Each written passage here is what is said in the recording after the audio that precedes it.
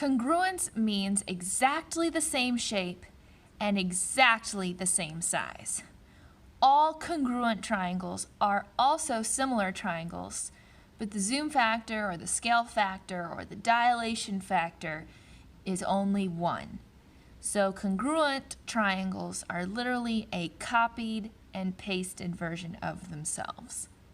What is the least amount of information that we need to know in order to prove that triangles are congruent? We're going to take a look at 4 of those proofs of congruence today.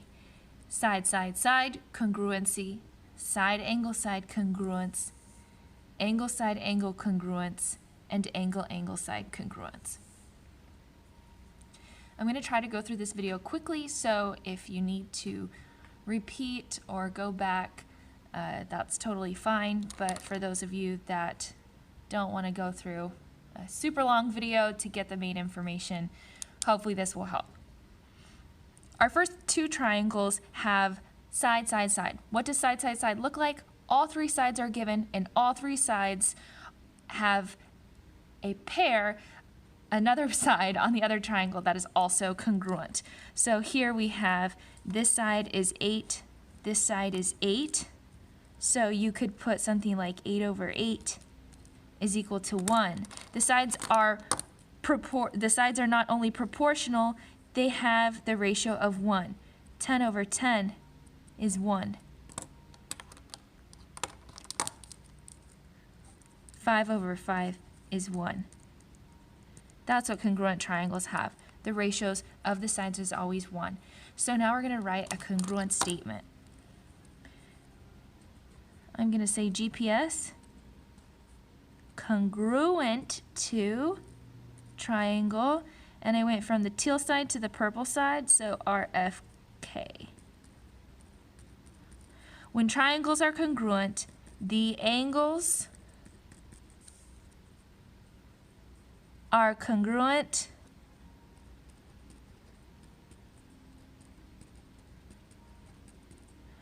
and the sides are congruent.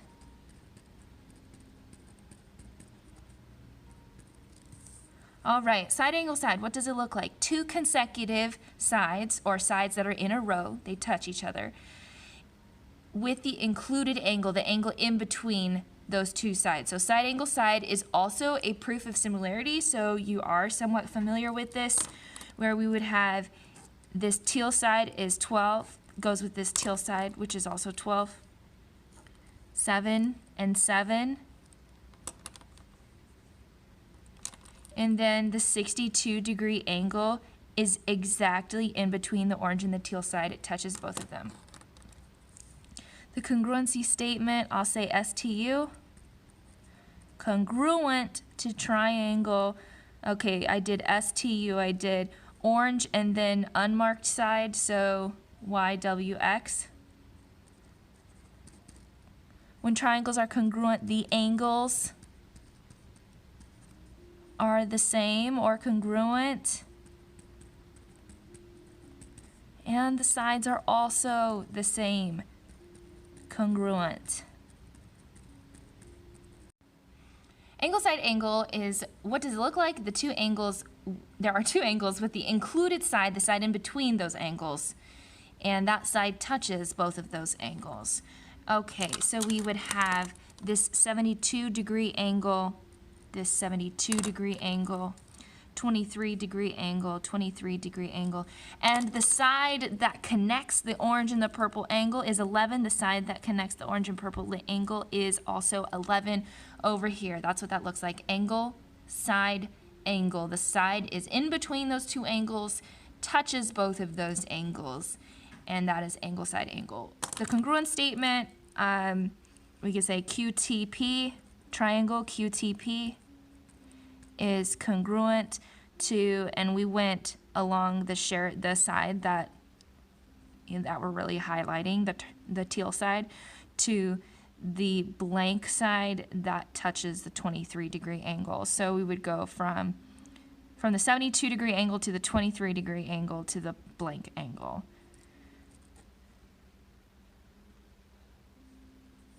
DKE. All right. When triangles are congruent, the angles are congruent,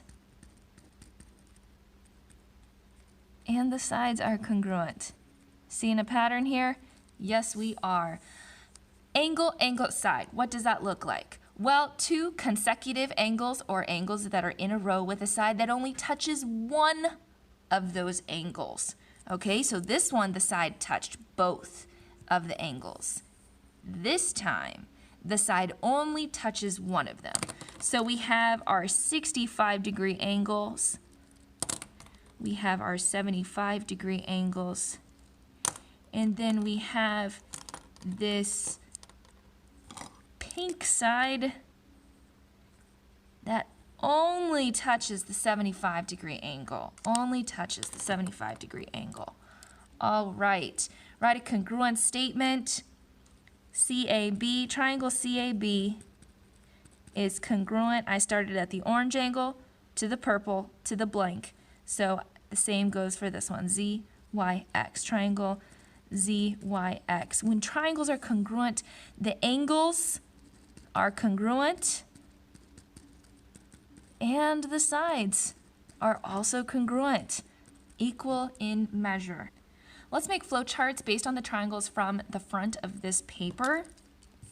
If you remember, this should actually be an R, which you already did here, that R. Okay, in the bubbles, we have the sides, the proportion of the sides. All right, this one was pretty easy. You had 8 over 8. You have 10 over 10. And you have 5 over 5. If the ratio of the corresponding sides is not 1, they're not congruent triangles. But these we know are triangle GPS, congruent to triangle from the 8 to the 5, so RFK.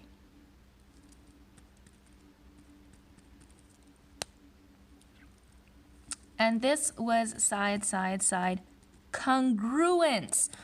If you put similarity, that's not specific enough. Yeah, these triangles are similar.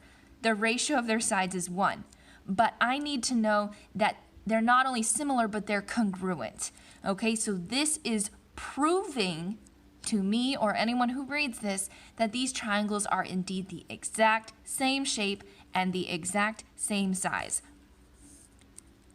Moving on. The 12 goes over the 12.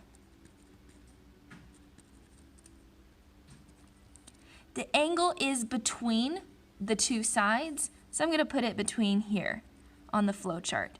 Angle S congruent to angle Y. That's not necessary. I just like to organize my information in the way that I'm going to write my statement.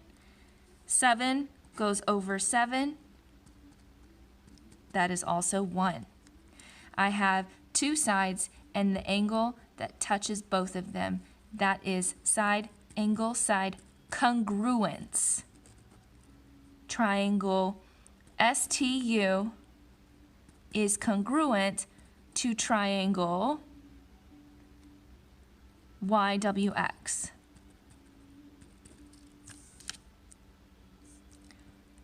Side angle, side congruence. All right, moving on. We have two angles that are in a row, obviously, in a triangle. They're always going to be in a row. Okay, and then the side that touches both of those angles, the side in between those two angles. So that is 11 over 11. And I did not put them in that order like I was going to. So I'm going to rewrite that as 11 over 11 in my middle box because the side is in the middle of those two angles. That's just my own preference. That's not a necessity. Okay, then angle Q is congruent to angle D. And angle T is congruent to angle K. All right, triangle QTP from the 70 to the 23 is congruent to DKE. That side is in between, touches both of those angles.